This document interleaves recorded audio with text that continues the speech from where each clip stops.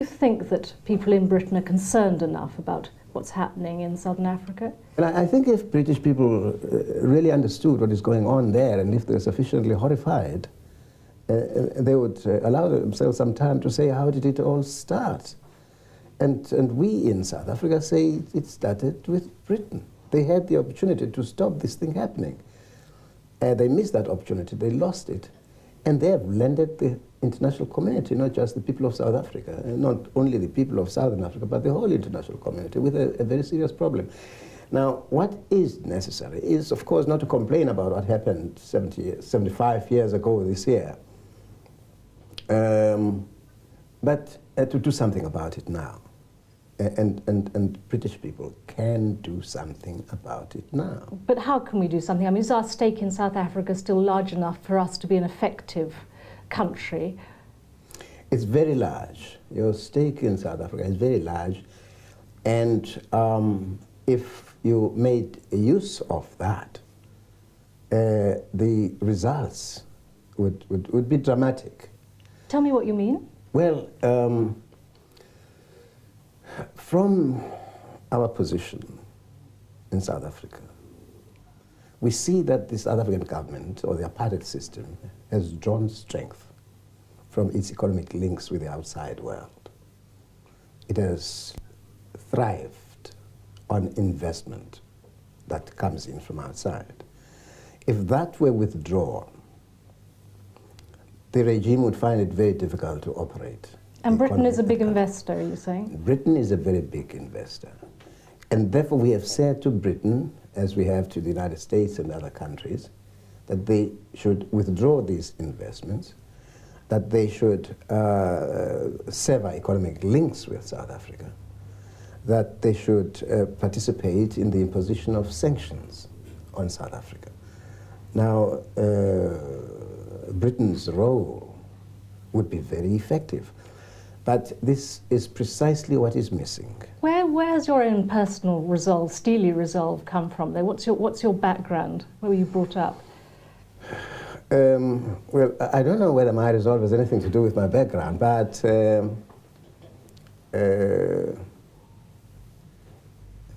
I grew up on the countryside. I was born in the countryside. And for some time, that was my total world. You say in the countryside, in what sort of surroundings? A rural area, a peasant life. We lived on what we grew on the ground, while there was land to till. Of course, it was shrinking all the time because the population was growing and the land was not expanding. So you herded cattle, perhaps, as a small boy? Yes, I herded cattle. And then I went to school, to a mission school, and then on to another mission school. And my world began to expand. When did you first come political, though? I came to Johannesburg at the age of, well, about 16 or something like that, I should say. And that was a totally new world for me. And there I began to run into the harshness of life for the African. I had been cut off from this as a peasant boy.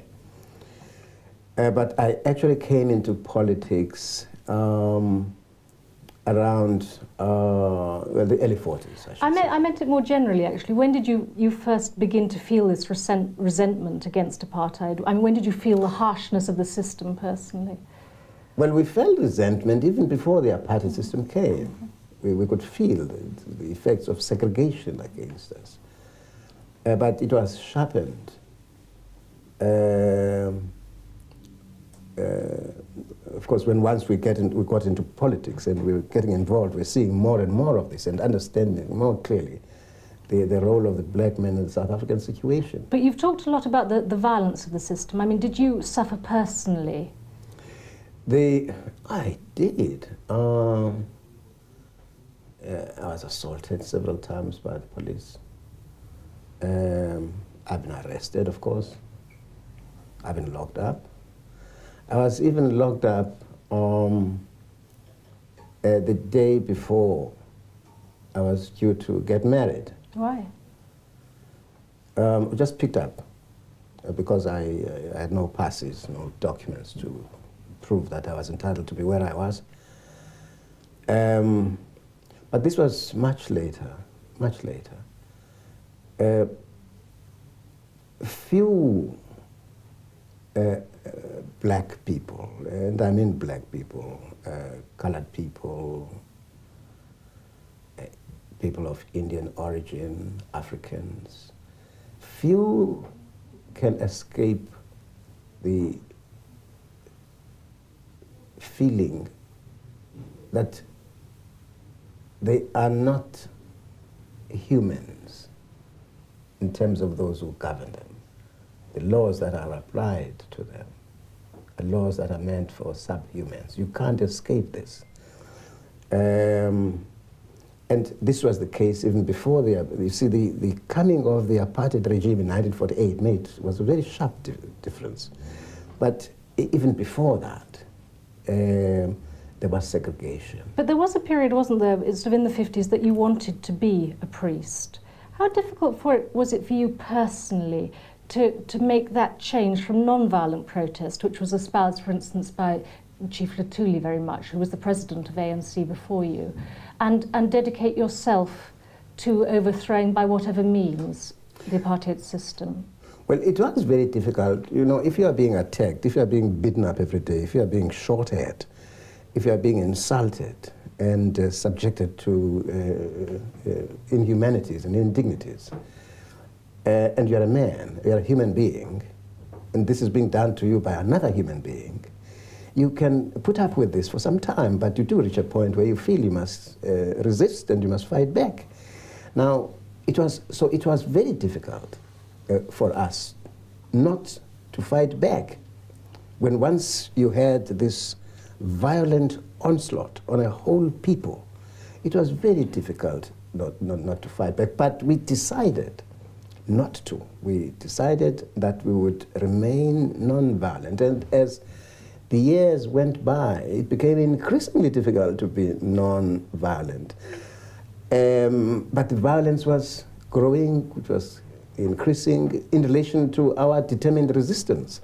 So you had an escalation there of determined non-violent struggle with increasing armed force, with shootings and beatings up and armed police and so on, until this whole thing developed to a kind of climax when there was the Sharpeville massacre.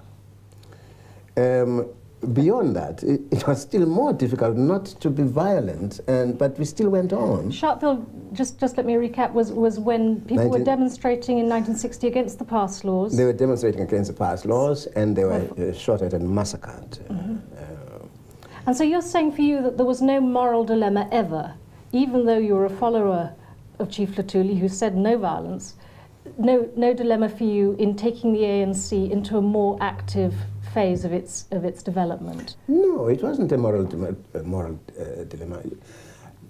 If you are in struggle, if you are part of a people, part of a struggle, and you take a decision, a cruel decision, a hard decision, then you go by that decision because there's nothing else to do. The point to make is that when you have no alternative, when you are being crushed and there's no way of saving yourself, of stopping the attack, then you decide to be violent, and you can be very violent in order to get out of this problem, in order to get rid of the assailant, to get rid of the criminal. After Sharpeville, of course, you went into exile in Southern Africa and Zambia, and in a certain extent in Tanzania. How difficult a period was that, both for you and the ANC? Well, it was difficult because, for one thing, one had not lived in exile before, and you were working away from your people, from normal surroundings, even from members of the organization. You were most of the time alone. And of course, and your wife moving was from country to country. Well, my wife was remained at home for some time. Subsequently, she also came out. And it was very difficult, but you are sustained by your conviction that what you are doing will yield results, that it cannot fail, however difficult it is. And I often left my wife lying in bed ill with the children, and came and spent a day and went off to the next place, and I was flying up and down to try and build support, international support for our struggle. And at the beginning, it was difficult. But as we went along, the apartheid issue was getting picked up by people and making it their own issue. The African states were becoming independent, and they were all taking up the question of apartheid as their issue. This helped a great deal. In due course, we felt we had a growing international support, and that made things easier. But not easier in terms of progress in the struggle in South Africa. The apartheid system was very much there. We needed to build up a great deal more support. We needed ourselves to struggle with greater determination and make greater sacrifices in order to move towards bringing the system down. Everyone says to me that 1976 was a crucial turning point. How was that? In the sense that although we had had young people always involved in the struggle, I mean, we ourselves, I was young, Nelson Mandela and others were young when we entered politics seriously. But in 1976, you had the Soweto massacre. Now, what is that? The police shot at and killed, on our estimates, over 1,000 people, mainly young people, students, including children, over 1,000. That's extreme. And simply shooting at them. I mean, and of course, the young people were resisting, but they were resisting again with stones. And they were meeting this volleys of gunfire, and as many as, well, over 1,000 were killed in all this altogether. And so what you're saying is that violent, enormously violent act politicized the Yes, that youth. Drew the youth into struggle, and they have stayed there because apartheid has remained the same. It has remained as cruel as it was in June 1976. The killings have continued. The pressure of the system on the people has remained there. And that was the significance, therefore, of 1976, that it threw into struggle large numbers, active struggle, Has that been into activity. It's made ANC a much more militant organisation. I mean, is that and really polarised the situation between ANC and the right-wing backlash that we're now seeing in South Africa? Has that created difficulties for you, in that you've been forced to adopt a much more extreme position than perhaps you'd have liked, partly because of those young and angry young men that came out of South Africa at the time? Yes, well, the militancy of the ANC actually started in the 70s and has never gone down. In the 50s, I can't imagine an organization more militant than the ANC was then. But what has happened, of course, this militancy has really been maintained. We have always been determined that we are going to fight until we win our struggle. There's never been any relaxation on that score. And members of the ANC can all be said to be militant in terms of their resolve to make sacrifices to to ensure that the apartheid system is ended. But we seem now to be at a new phase, if you like, in the struggle. And you yourself have said it's an exciting phase of the drama. Do you think this is really different? Are you really changing pace, or are things really changing in South Africa now? Well, I think we're making a great deal of progress. Is the end in sight? I think the end is in sight. But between now and the end that is in sight, there is going to be a lot of trouble in South Africa. The conflict is simply bound to escalate because not enough as yet is being done internationally. Are you saying there's going to be a bloodbath? I don't want to call it a bloodbath. It could become a bloodbath. I mean, we must be prepared for that. If conflict escalates and keeps on escalating, no one can say how far it will go.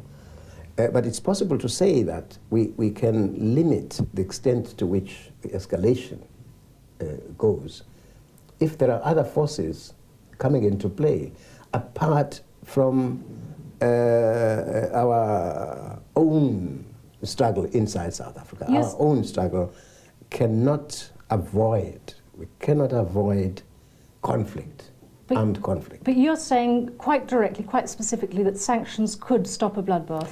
I'm saying that sanctions could stop a bloodbath.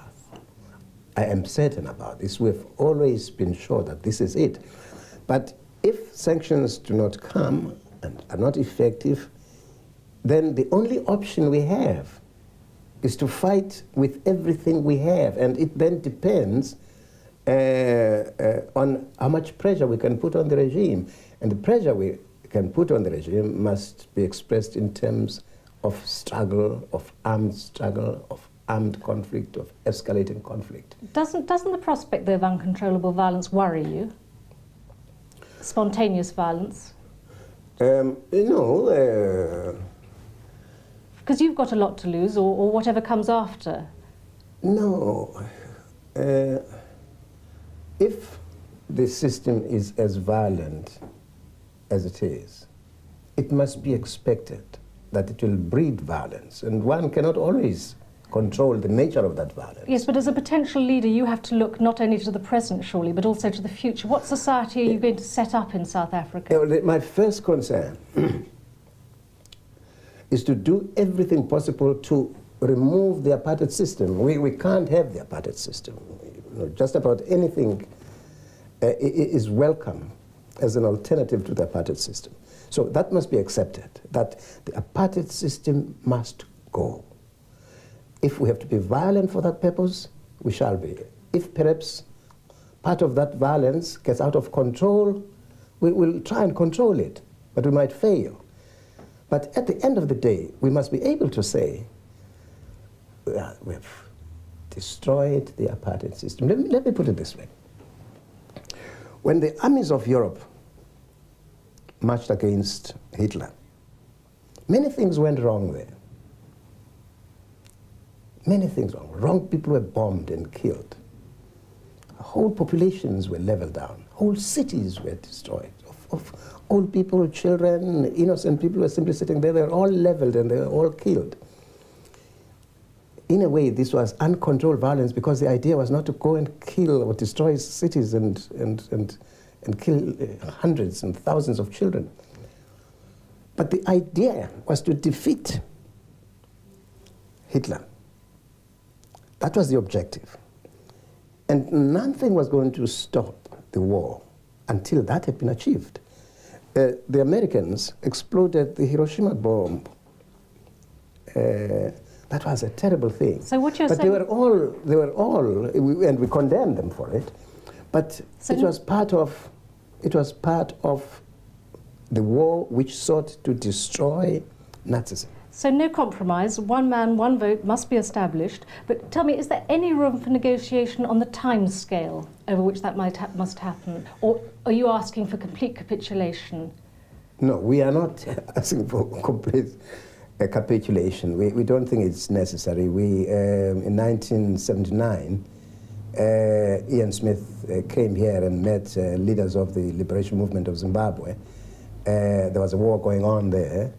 And they talked and talked and talked, and in the end they reached a conclusion, they reach agreement, and that kind of thing can happen in our case. It so often happens. There is hope of negotiation. There is hope for negotiation. The only thing is that for the moment, and we are talking a great deal about negotiation these days, but for the moment we can see, and think everybody can see, that Botha does not really want negotiation.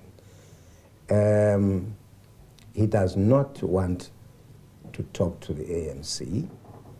He does not even want other people to talk to the ANC. He doesn't want the business community to talk to the ANC, or the religious community, or even young people to talk with their counterparts in the ANC.